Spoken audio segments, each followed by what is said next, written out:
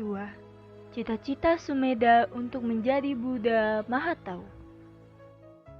Dengan kepiawaianku, dalam keyakinan, daya, dan kebijaksanaan, aku akan mengerahkan usaha sebaik mungkin untuk menjadi Buddha Mahatau dan membebaskan segenap makhluk dari lingkaran kelahiran samudra penderitaan ini.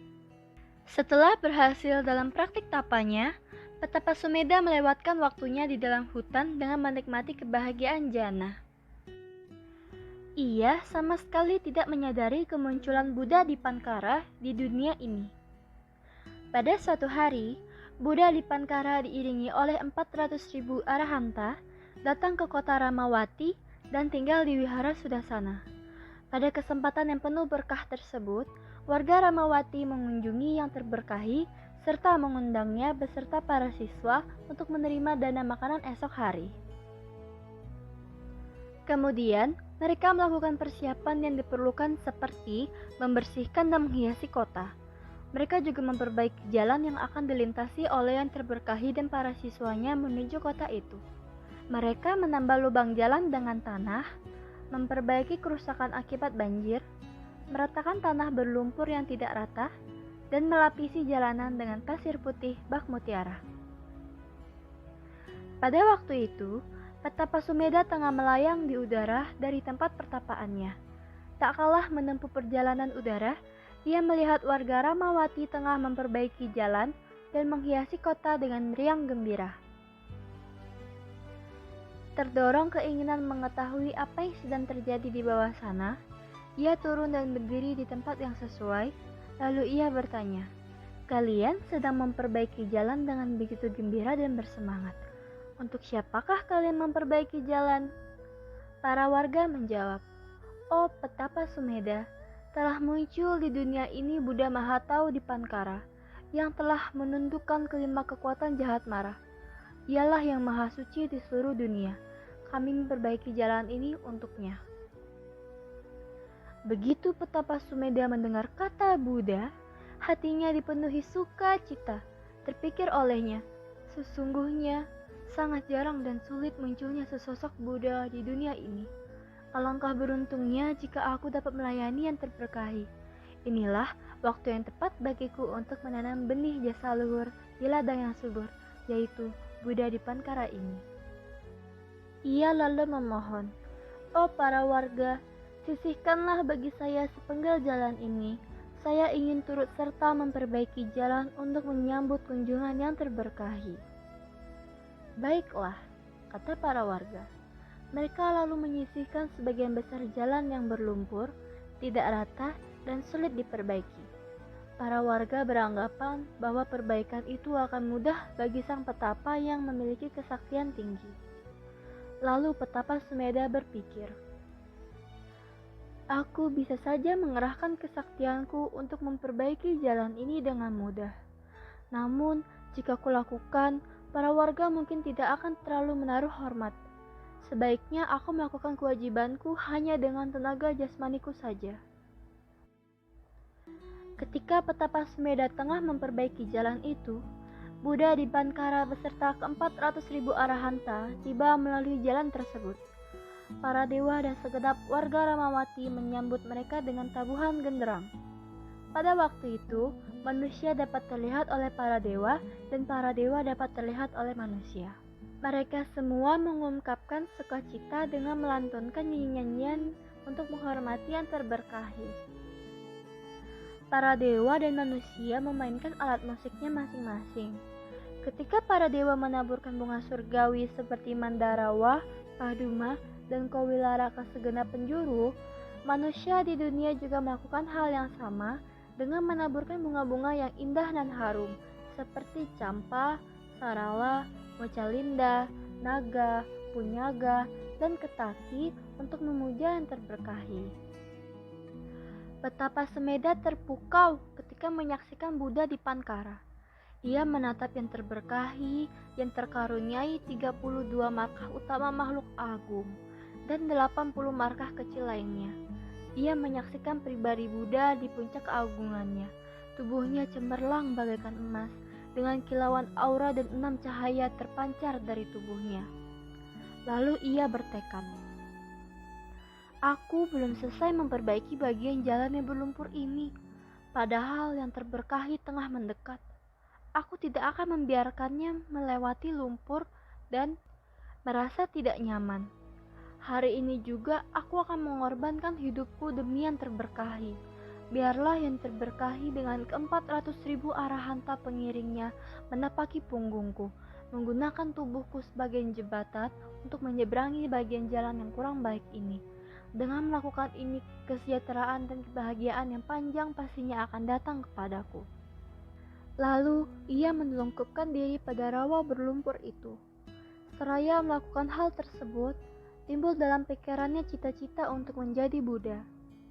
Jika memang ku kehendaki, bisa saja aku mengenyahkan semua noda batin dan membasmi segenap kotoran batin hari ini juga dan menjadi araha. Akan tetapi, apalah gunanya menghindari lingkaran kelahiran dan kematian ini sendirian saja. Dengan kepiawaianku dalam keyakinan, daya, dan kebijaksanaan, aku akan mengerahkan usaha sebaik mungkin untuk menjadi Buddha Mahatau dan membebaskan segenap makhluk dari lingkaran kelahiran samudra penderitaan ini. Di antara kerumunan orang tersebut, terdapat seorang gadis Brahmin bernama Sumita yang datang untuk berkumpul bersama orang-orang untuk menyambut yang terberkahi. Ia membawa 8 tangkai teratai untuk dipersembahkan kepada yang terberkahi. Tidak terlalu jauh dari tempatnya berdiri, secara tak sengaja tampak olehnya petapa Sumedha yang tengah bertekad untuk menjadi Buddha. Begitu ia memandang sang petapa, ia merasa kasih yang sangat mendalam terhadapnya. Ia lalu mempersembahkan 5 tangkai teratai kepadanya, seraya berkata, "Petapa mulia, semoga saya bisa menjadi pendamping Anda selama Anda memenuhi kesempurnaan untuk menjadi Buddha."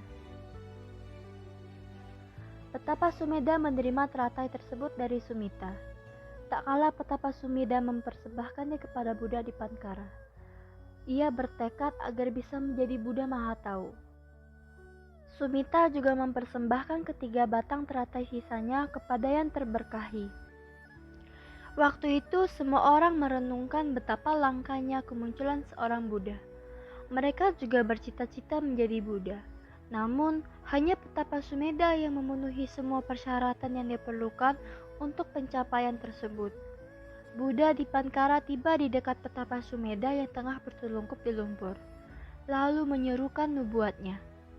"Oh para biku, Sumedha petapa ini akan menjadi yang tercerahkan di antara para Brahma, dewa, dan manusia dengan nama Gotama setelah memenuhi kesempurnaannya selama 4 kurun waktu tak terhingga dan 100.000 kurun waktu yang sangat lama sejak saat ini."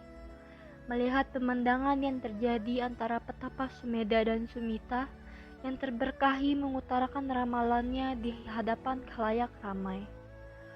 "Oh Sumedha, gadis ini, Sumita, akan menjadi pendampingmu. Ia akan hidup bersamamu, membantumu untuk menjadi Buddha dengan semangat dan tindakan yang sebanding." Setelah Buddha di Pankara menyatakan ramalannya, ia dan ke-400.000 arahanta meneruskan perjalanan ke kota Ramawati dengan sang petapa tetap berada di sisi kanan mereka. Begitu pula para dewa dan orang-orang di sana. Mereka pun berlalu setelah menyembah hormat pada petapa Sumedha dan menghormatinya dengan bunga-bunga dan wewangian.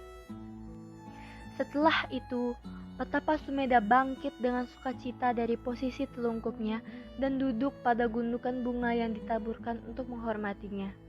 Batinnya dipenuhi sukacita dan kebahagiaan. Para dewa dan Brahma yang datang dari 10.000 tata dunia memberikan sanjungan dan dorongan kepadanya. "Sumedha yang luhur, teruslah berjuang dengan kesungguhan dan ketekunan. Jangan pernah mundur, teruslah berusaha. Tiada keraguan dalam diri kami bahwa engkau pasti akan menjadi Buddha."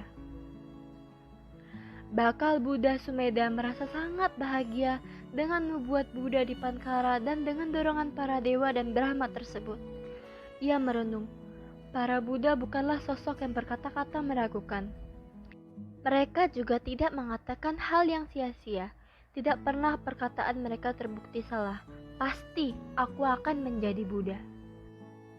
Kemudian, ia menyelidiki bahwa terdapat 10 kesempurnaan yang sangat hakiki untuk mencapai kebudayaan, yaitu kedermawanan, moralitas, pelepasan keduniawian, kebijaksanaan, daya, kesabaran, kejujuran, keteguhan, cinta kasih, dan ketenangan seimbangan. Ia juga mengetahui bahwa 10 kesempurnaan itu harus dipenuhi dalam 3 tahap, yaitu merelakan benda-benda luar merupakan pelaksanaan dari kesempurnaan biasa. Merelakan anggota tubuh sendiri adalah pelaksanaan dari kesempurnaan tinggi. Dan merelakan hidup adalah pelaksanaan dari kesempurnaan mutlak. Sejak saat itu, Bodhisattva Sumedha memenuhi kesempurnaan-kesempurnaan tersebut dalam berulang kali kelahirannya demi kesejahteraan semua makhluk. Dan sebelum kehidupan terakhirnya, ia terlahir kembali sebagai dewa di surga Tusita dengan nama dewa Setaketu. Ia menikmati segala kebahagiaan hidup surgawi untuk jangka waktu yang lama, sembari menunggu waktu yang tepat untuk menjadi Buddha.